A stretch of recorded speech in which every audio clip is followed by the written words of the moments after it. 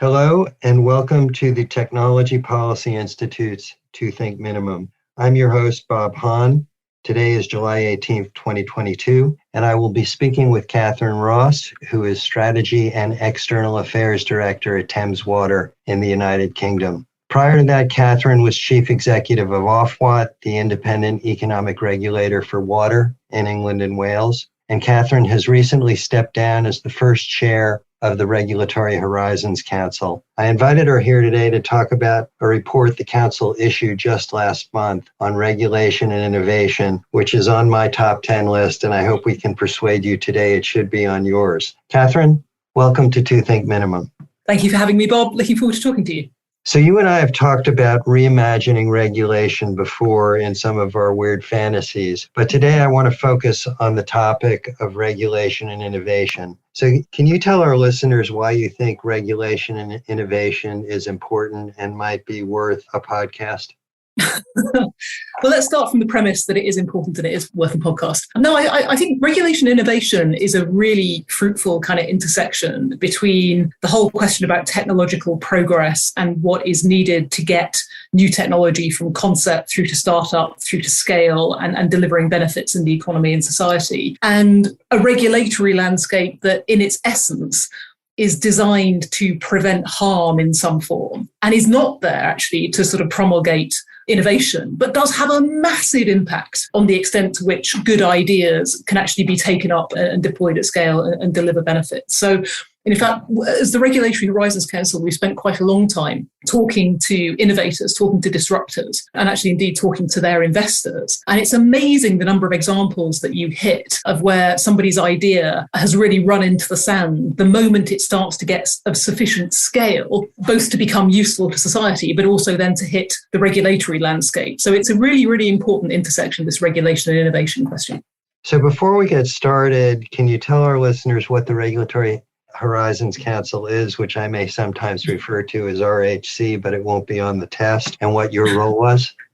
Yeah, absolutely. So I was the first chair of the Regulatory Horizons Council, and the Regulatory Horizons Council is an independent advisory council, basically owned by the UK government, if I can put it that way. We were created on the back of a white paper from about 3 years ago now called Regulation and the Fourth Industrial Revolution. And it was basically a really good piece of work, this white paper, and identified all the different barriers to the UK taking advantage of technological innovation. And one of the barriers that it came up with was where technological innovation meets regulation, and that regulation can sometimes kill the technological innovation before it gets even actually to startup, and certainly when it goes from startup to scale. So the idea of the Regulatory Horizons Council, basically our mission statement, is to recommend reforms to regulation that are designed to ensure that the UK gets best value out of technological innovation. And that value can be all sorts of different types of value. So it might be financial value and value in terms of global competitiveness, but it could also be value in terms of improved sustainability or social inclusion or health and well-being or things like that. So basically our job is to try and sort of disrupt the regulatory status quo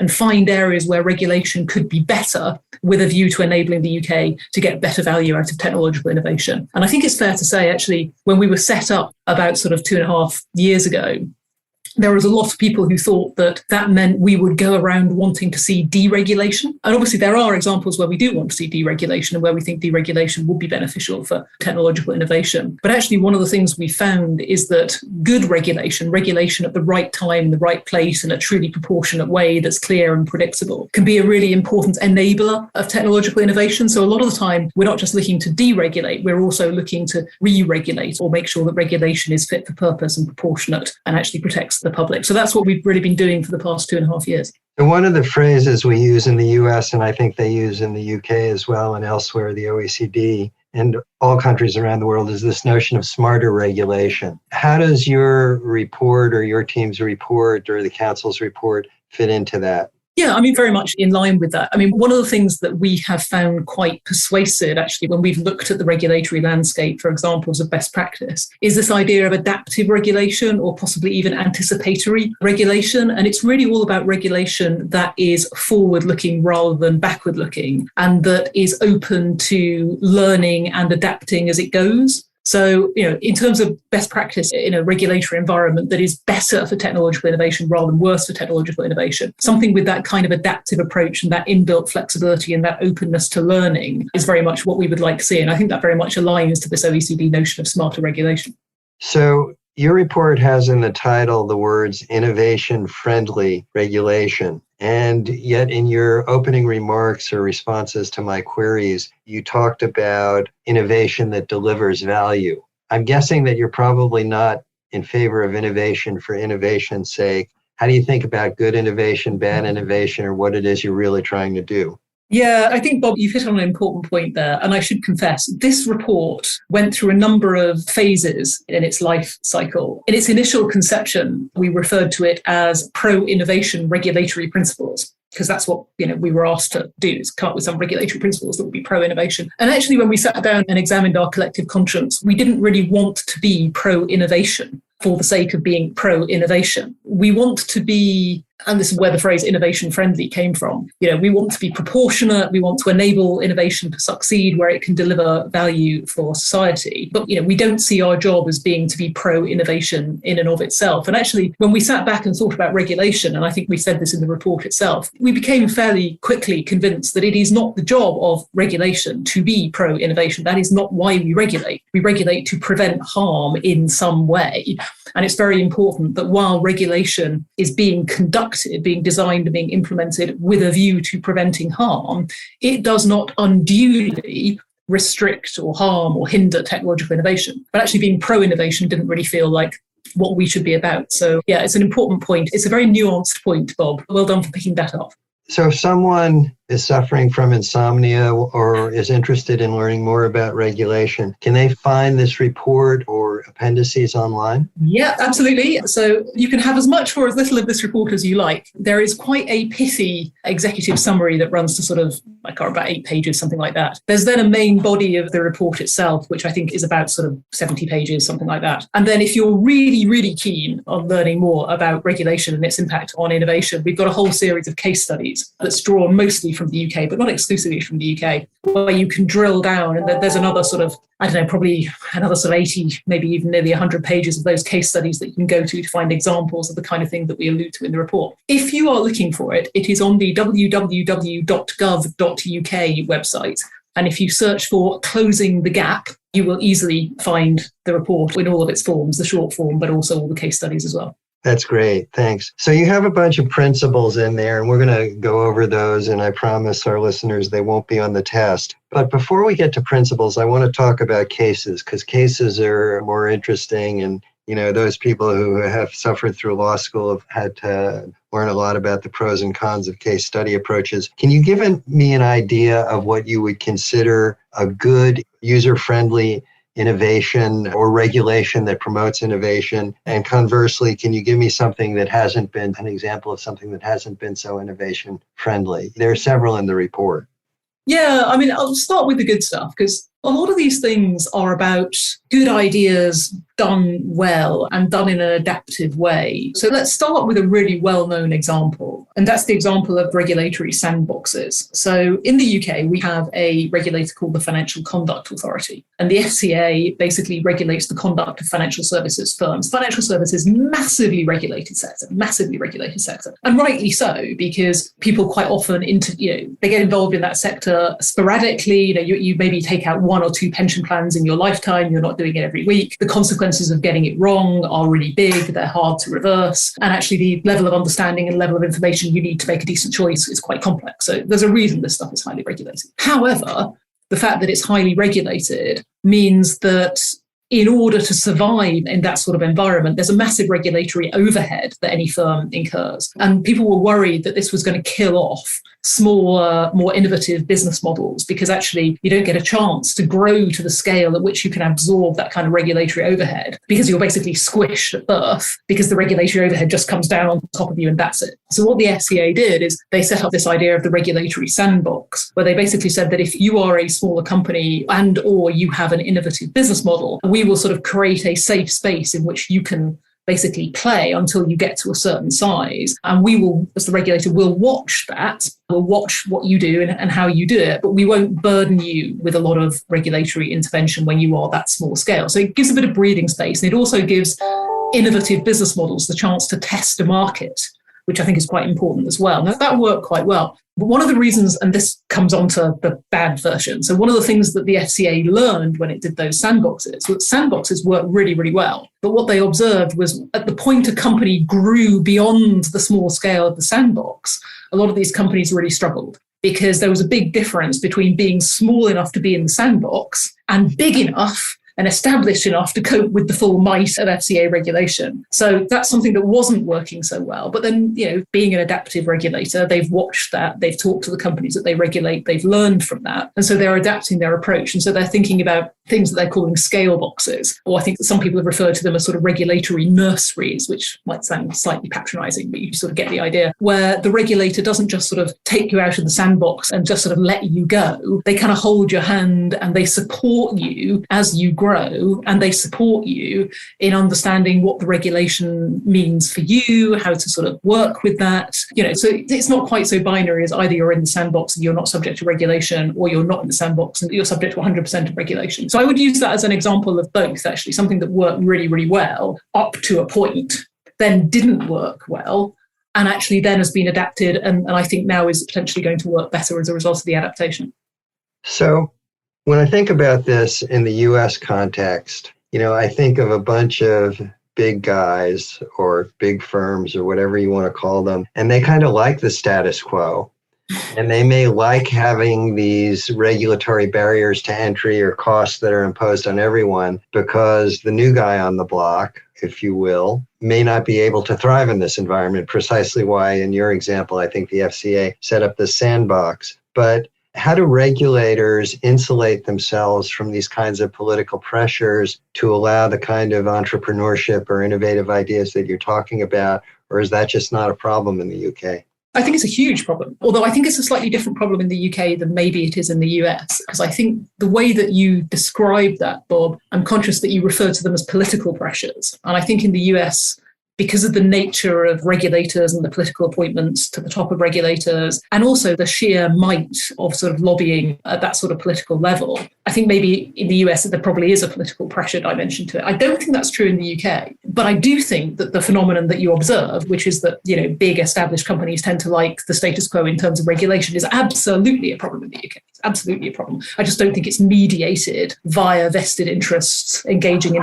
political lobbying. Essentially what happens is you get companies who are, big, they have regulatory affairs teams, like the kind of team that I work for. They have public policy teams. They have people who know how to talk to government. They have people who know how to talk to regulators, whose job it is to talk to government, whose job it is to talk to regulators. And because they know how to have those conversations and they devote the resources to those conversations, they become influential. And I don't think there's anything particularly nefarious necessarily about that, but it is an inherent bias in the conversations that policymakers and regulators have. And it's why one of the most important takeaways from this report is the importance for regulators and policymakers of getting out and talking to people beyond the usual suspects. If you keep talking to the people who want to talk to you, you will only talk to the people who have a vested interest in the regulatory status quo. So you've got to go and seek out the disruptors. You've got to go and seek out the innovators, the people who don't even know that they want to talk to you. They may not even know that you're relevant yet, but you kind of need to look at the world from their point of view and make sure that you're sort of conducting your regulation in a way that isn't biased towards the interests of the incumbents and the interests of those who favour the status quo. But it's a really difficult thing to do because it requires you,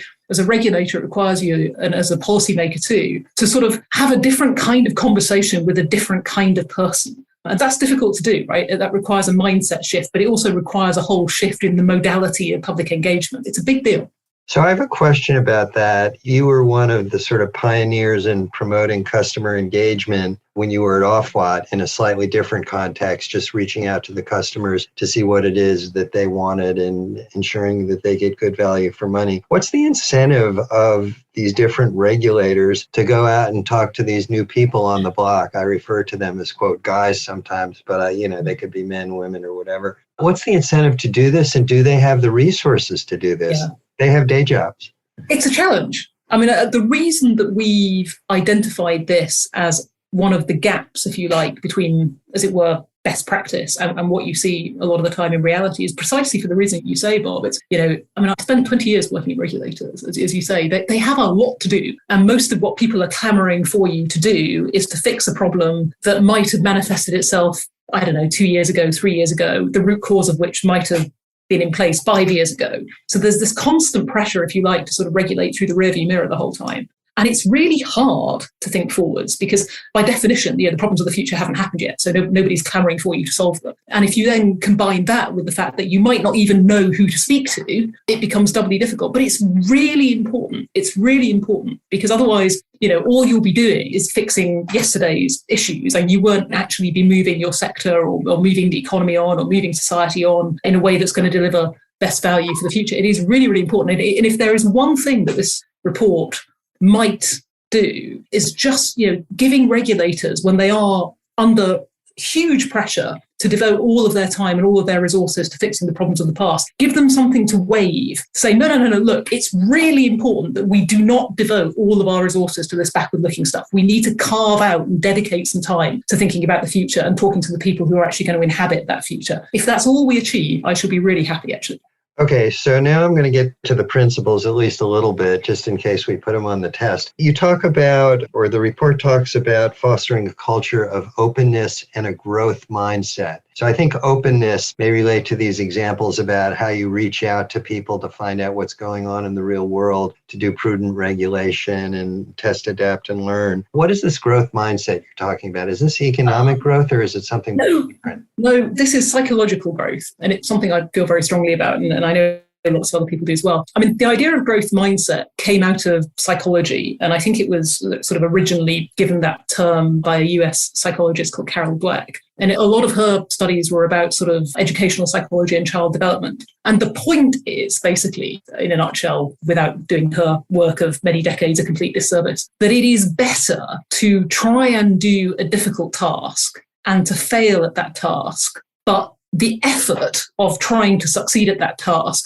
creates rewiring in the brain and grows neural capacity and grows your ability to do more and think better thoughts, as opposed to picking the task that you know how to do and scoring 10 out of 10 on the test. Picking the task that you know how to do and scoring 10 out of 10 gives you a dopamine hit, but doesn't develop your brain. Whereas if you pick the tough task, even if you don't actually score 10 out of 10 on the test and get the dopamine hit, your brain has developed. And it's the same point for regulators, right? So regulators are, I love regulators for this. Regulators are a source of incredible expertise, particularly where you get sector regulators. They know a lot about the sector that they regulate. They're really knowledgeable. They're really expert, which is a good thing. But the downside of that can be that regulators feel that they need to know what the right answer is, and that they can know what the right answer is, and that their job is to then enforce or drive through the right answer in respect of the sector that they regulate, as opposed to creating a process that enables a better way to be developed, perhaps in co-creation with the sector, perhaps in co-creation with customers, perhaps learning from other sectors, which actually might take you to a better solution than if you just sat there and said, no, I'm the expert and I know this sector and I know what the right answer is and this is what it is and you need to go off and do it. So it's an approach really that values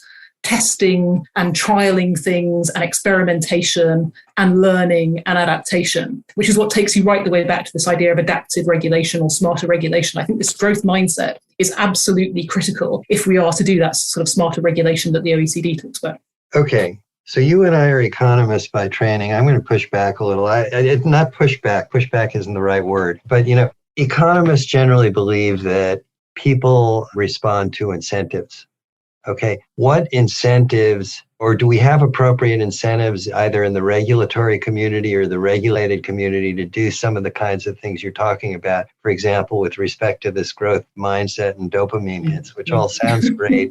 But at the end of the day, what I'm interested in is regulation that promotes, let me put the question to you, you're sitting in your thesis defense at Oxford and some august professor says, what do you think the purpose or purposes of regulation should be? And you can't give me more than 3 objectives or 3 purposes, and preferably less is better. How should we think about this problem? Okay. Well, if you were going to ask me that, I mean, the first thing I'd say is that I think the purpose of regulation is ultimately to make the world a better place. I mean, I think that's really why regulators get out of bed in the morning. But they have a particular toolkit that they can use to do that. And that is about using incentives, which exist in different varieties, to change behavior. So that's what this is about. And it's that behavior change piece, which is why the mindset thing is so important. So, we can talk about this as an institutional level all you like, but I mean, it's human beings that make decisions, and it's human behavior that ultimately we're trying to influence, either individually or often, if we're talking about institutions, collectively. And just to give you an example of the kind of thing that I'm talking about, and it's a small one, but it's significant. So maybe I would give this example, but I swear I was nothing to do with it. Ofwat, the water regulator that I used to work for, but this happened after I left, has put in place an innovation fund. And basically what this innovation fund does is it gives companies like the one that I work for, so regulated companies, the ability to bid to Ofwat for a small amount of money to use to fund a project that is innovative. I would just say two things about that. The first is that the real value in that innovation fund isn't actually really in the projects that it creates. It's in the mindset shift that it engenders in companies like mine. Because it's very easy in a regulated water business to be quite risk averse, head down, focusing on the day job, putting one foot in front of the other. You've got enough challenges to deal with. And it's quite hard sometimes to raise your eyes above the horizon and learn from others and think beyond what you can do today to what might be possible tomorrow. And just having a little pot of money on the table that you can bid for just galvanizes the organization. Well, what are we going to do? What are our ideas? Where might we look for? And suddenly you've pulled that different thinking right into the organization, and you're changing the way that people are talking in the organization, how they're thinking and how they're behaving. The other example, which is the same thing, it's the Ofwat Innovation Fund. One of the things that Ofwat looks for when it assesses these bids for its innovation fund is that it looks for companies who build into their bid how they are going to share the learning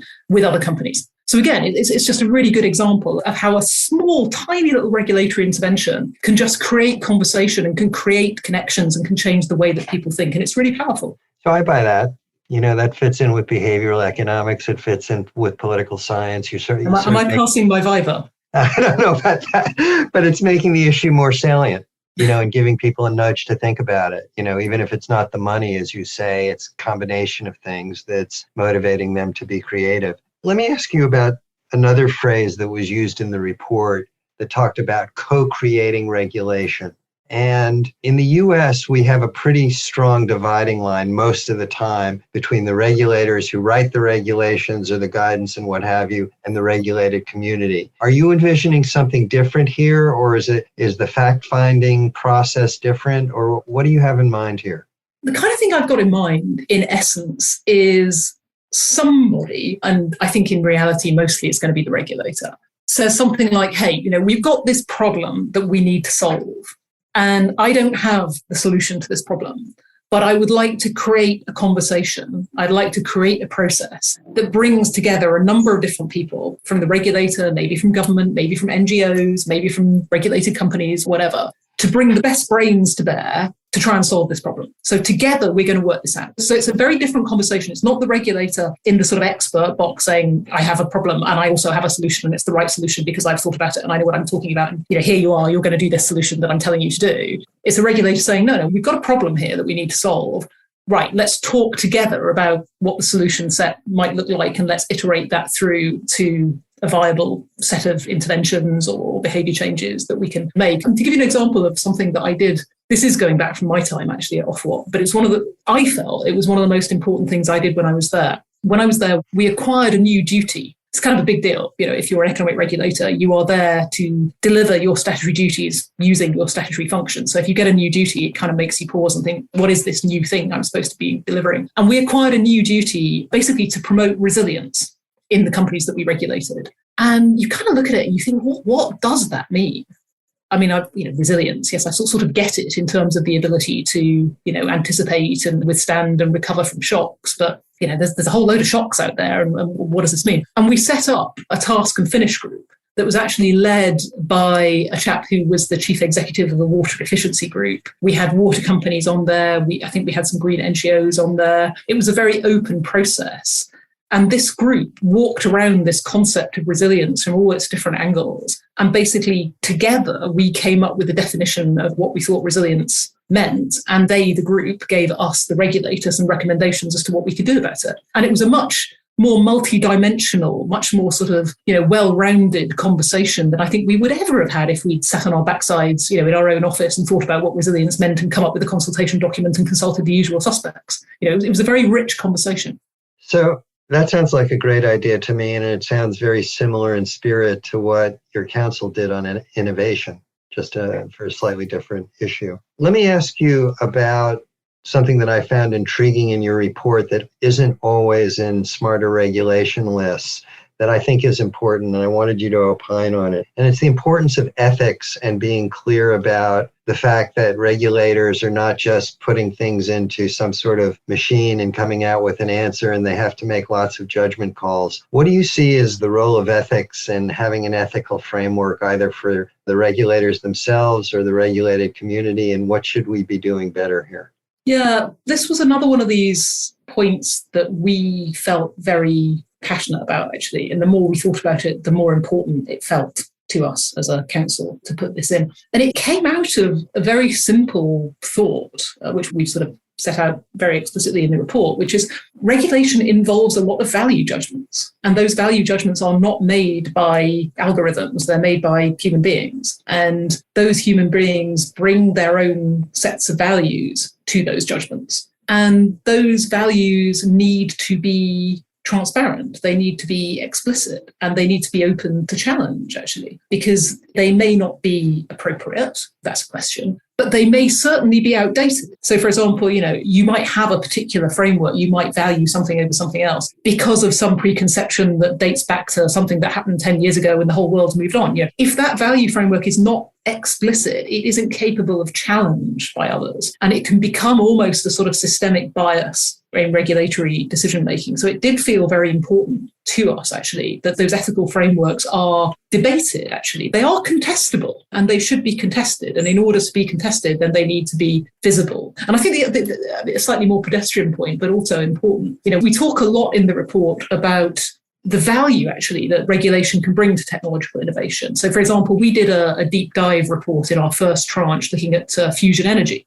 Really interesting. One of the reasons it was really interesting was because the investors in fusion energy technology were desperate for clarity about how the thing was going to be regulated, because there was no world in which fusion energy was not going to be regulated. There was a world in which you knew how it was going to be regulated and you didn't know how it was going to be regulated, and they would rather be in the world where you did know how it was regulated. That's the sort of classic example. But it sort of demonstrated to us the importance of regulation in providing a predictable environment, an environment where an investor or somebody who works in industry can know with a reasonable degree of clarity, if I do this kind of thing, I'm okay. If I do that kind of thing, I'm not okay. And again, if regulators are clear about their ethical frameworks, if they're clear about the value frameworks they're bringing to their judgment, that just enhances the predictability of how they act. And it gives people on the other side, the innovators and the venture capitalists and all the rest of it, it gives them something to hang their hat on. It gives them a direction where they know they're more likely to be okay if they do this and less likely to be okay if they do that. And that in itself is just really helpful.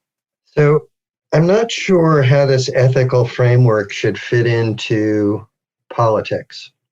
So when I observe the US process, I observe someone like you in the olden days, or me now and in the olden days, doing a report saying, here are the pros and cons of doing things. If you tote them up like an economist might, here are some of the benefits and costs. Here might be the impacts on innovation. You, Mr. or Ms. Politician, need to make a decision that will involve value judgments. And sometimes that's the head of an agency, like the head of the energy department or the head of the environmental protection agency in the United States or something else if we're dealing with different kinds of innovation or competition issues. But I don't know that it would necessarily be helpful to the regulator or to the regulated community if they were required to specify an ethical framework. In reality, they're making hard judgment calls based on many inputs, depending on the level of the decision.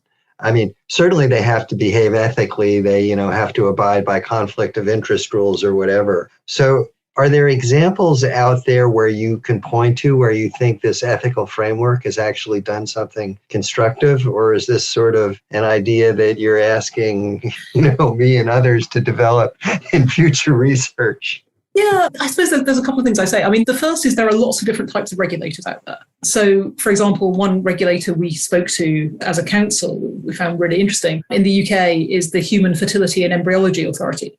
And they regulate the use of human embryos, including infertility treatments, but also in research. And there are massive ethical considerations involved in the decisions that they make. And I'm probably being a little unfair to them, and they probably wouldn't describe it like this. But the thing that I found really interesting in talking to the chap who was their chief exec at the time was how thoughtfully they gave life to that sort of ethical consideration. So they were very conscious in how they made their decisions and how they did their work of the need to take into account the views of different people in society. For example, one of the things they did is they have public meetings. They have lay members who, they're actually on the authority, but they have a lay membership group that they speak to about what they do. So I wouldn't necessarily say that they had set out an immutable ethical framework that they used in making their decision-making, but they did recognize that in their decision-making, they are making big ethical judgments, and the process by which they make them is very important. And ultimately, and again, I don't think they would describe it like this, and I'm being a bit crude, but ultimately, one of the things I took away was that the test they are applying is, does society believe this is acceptable? Right. So sort of in your answer to my ill-formed question, what I hear is that process matters for things that are going to potentially have large societal impacts and impact different groups differently. I totally agree with that. Definitely. And I'll give you another example, actually. Again, I'm going back to my Oxford days. But so one of the things that water companies do in the UK is, because we charge by volume of consumption, there are some people who find it difficult to pay their bills, and we have social tariffs to assist those people who are in financial difficulty in paying their bills. When I was at Ofwat, we were under quite a lot of pressure to, somewhere on a spectrum from ask to tell, water companies to do more on social tariffs, basically to increase the amount of subsidy they provided to those people who were simply not able to pay their water bill. Mm-hmm. And I found that incredibly uncomfortable, because that is basically a regulator who is essentially a technocrat, not an elected official, making a judgment call about a social transfer from one group in society to another group in society, which I did not feel comfortable making. That did not feel like something that should be done by an unelected technocrat. That's the kind of thing that we elect governments to do with taxation and spending and things like that. So we said, and we said this explicitly, which is an example of being explicit about your values in making a decision, that we would encourage companies to make those kind of transfers, to create these kind of social tariffs in two cases. One is where it was actually value for money to do so.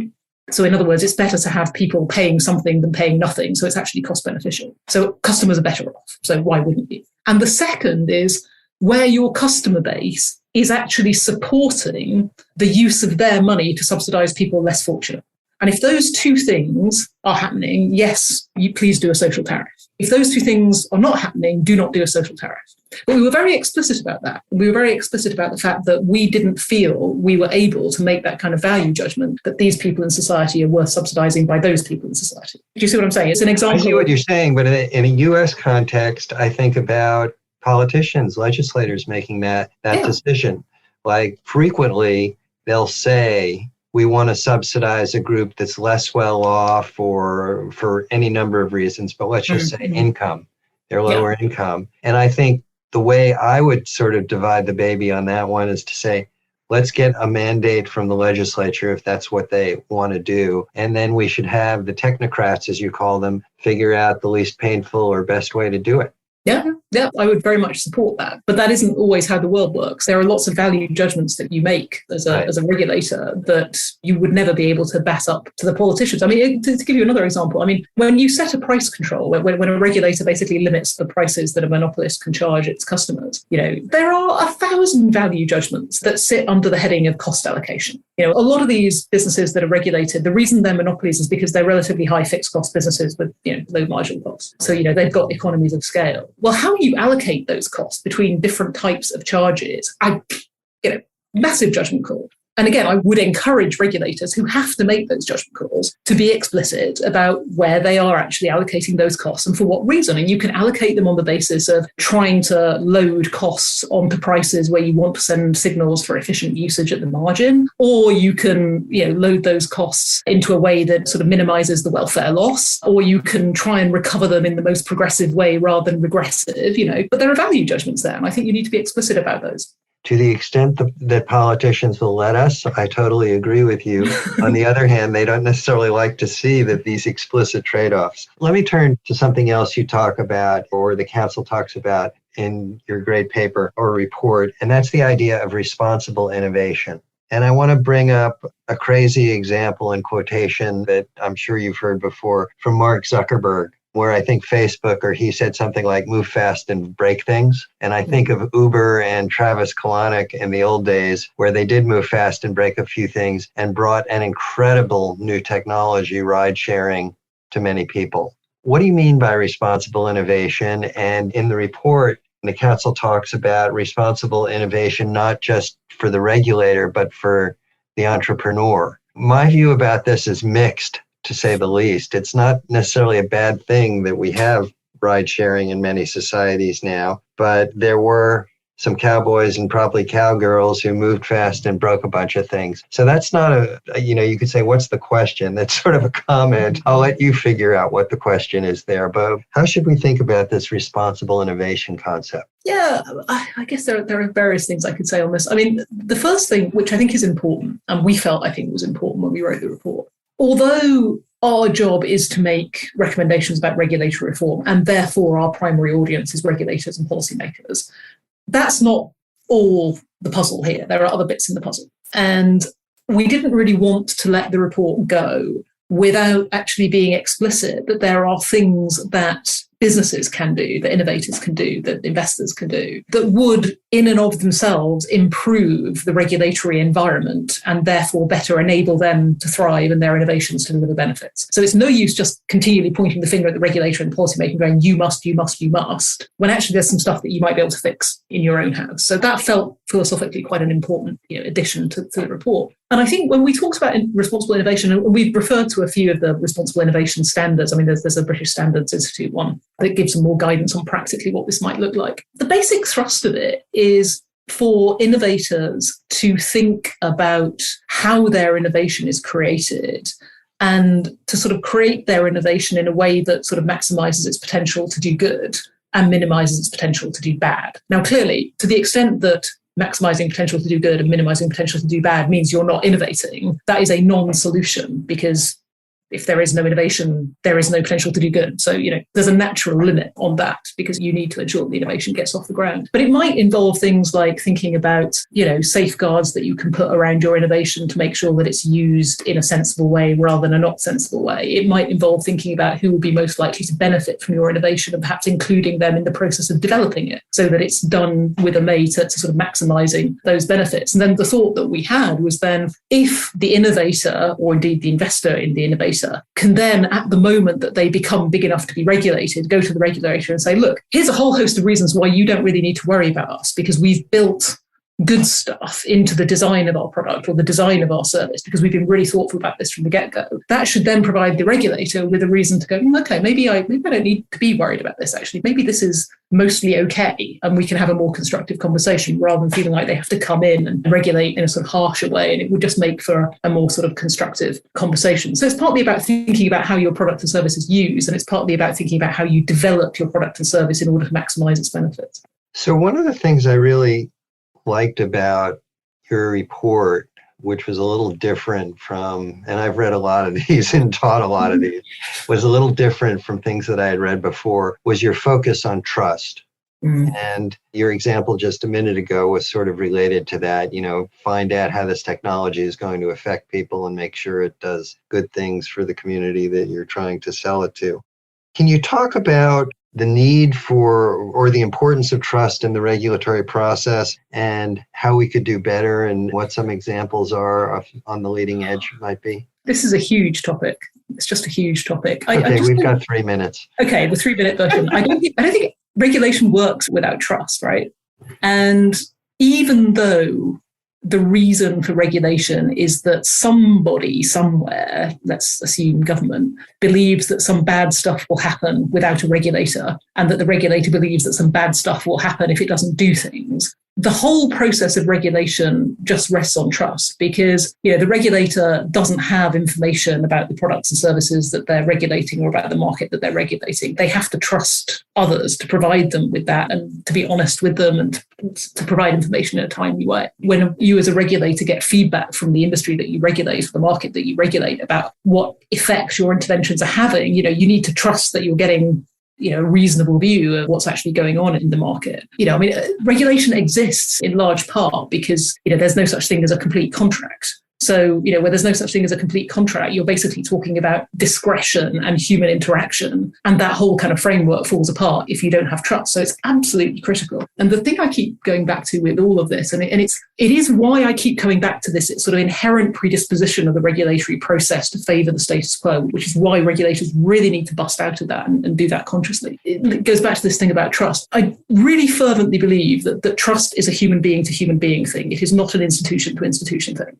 And so the interaction between human beings in regulatory processes is absolutely critical. It's not about whether I, as the competition regulator, trust you as the party trying to get your merger through the competition authorities. It's about whether Cathryn trusts Bob. And because of the importance of those human interactions, I think this is part of what creates this sort of regulatory bias, if you like, to the bigger companies and the better resource companies, because it tends to be the better resource companies, the more established companies, the kind of companies that have government affairs teams, the kind of companies that have regulatory affairs teams, who can invest the time and the effort in turning up for face-to-face sessions and having those human being to human being interactions, which is why I think it's absolutely critical that the regulators devote time and effort to going out as human beings to see other human beings who are not the human beings who want to see them. The human beings who are doing the innovation, who are doing the disruption, who are doing things differently. I think that's absolutely critical because they have to build trust. They have to create the conversation with that different set of people rather than with the people who like to talk to them about the stuff that they already know. You were very gracious and did that in 3 minutes, and we're approaching the witching hour, and I have many questions that I want to ask you, but I will limit them and just ask a couple. One is my hobby horse. So there are a ton of great ideas in this report. I was very stimulated by it. But my question is, as you try these sandboxes and pilots and whatever, do you think it's a good or bad idea if we could get legislators or politicians to allocate a certain fraction of the budget to actually evaluating, in some sense, either a qualitative case study sense or a more serious, randomized trial or what have you, get them to say up front, I'm going to give you a percentage of your budget that's devoted to evaluation so we can actually learn what works and what doesn't. Yeah, this is not the view of the Regulatory Horizons Council because we haven't debated it, but my personal view is that would be really helpful because it's always the thing that doesn't get done. It's if you can devote a little bit of time and effort to creating the experiment, be it a sandbox or a scale box or whatever, that's a major victory. But actually devoting a little bit more time and effort to doing the evaluation is even harder. And to be honest, if we could get a way of doing those evaluations more systematically and possibly more consistently and getting the so what shared more widely, I think we'd all sort of move up that virtuous circle and sort of, testing and trialing and learning, a lot quicker. So I think there is a lot that could be done to sort of systematize that evaluation process. The one thing I would say though, there's been something in the UK which I think has been quite successful, and it's partly on this point and it's partly also on your point about nudging regulators for better behaviour. And that's been something called the Regulators Pioneer Fund. That was set up by the department who sort of look after a lot of the economic regulators, so that regulators can basically claim an amount from this fund to do something different. And part of what they do is they then get together as the Regulators Innovation Network to then share the learning from the thing that they've done that has been a bit different. And that's been quite a useful catalyst for some of this. It's not quite the sort of systematic, dedicated funding and sort of coherent program that you're talking about, but it has helped with that. One final question, then you're off the hook. What would you like to see regulators doing more of in a decade that they're not doing now? I think first and foremost, getting out and about more and talking to people who are not the people that want to talk to them. I think that's absolutely critical. And even if they just did that, you just learn so much. You just see the world through a different lens. I think that's really, really important. And then the second, I think, would be building in learning in a more conscious way to what they do. I don't know how it works in the US, but every year in the UK, most regulators, or I think all the ones I can think of, publish an annual plan. And it says, this is what we are going to do in the next 12 months. I'm not saying never, but very rarely does that include, and we're going to try and learn about some stuff that we don't know. Or we're going to set something up with a view to learning something and have no idea what the answer is, but we're going to know something we didn't know to start with. Or we're going to work together with another regulator because they've done something and we'd like to learn more about it. There isn't enough of that. And again, it's to your point earlier, Bob, about scarcity of budget, scarcity of resource. It's stuff that is really important, but is quite often a casualty. And I'm not saying people don't do any of it, they do. But if we could really do more of that, again, it would just get us on that virtuous circle a bit quicker. We have been talking with Cathryn